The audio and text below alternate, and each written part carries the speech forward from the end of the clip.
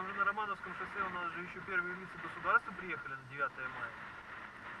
Поэтому есть большая вероятность, что я не попаду на Романовское шоссе. И придется мне валить, короче, взад.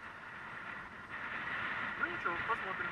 Может быть, они уже решили закончить праздновать 9 мая и поехали домой строить светлое будущее.